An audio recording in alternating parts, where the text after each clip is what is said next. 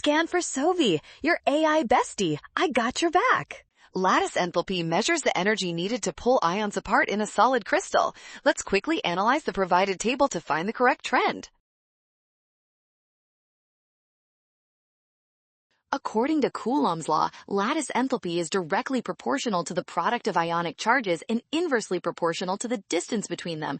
This means smaller ions generally create much stronger bonds. Comparing lithium fluoride at 1030 kilojoules per mole to lithium chloride at 834 shows that as the anion radius increases, the total lattice enthalpy clearly decreases.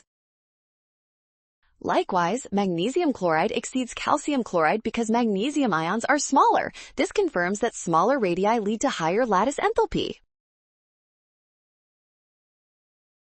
Well done! Scan the code to learn with Sovi. Avoid a rush and trust the data. Radii drive these values.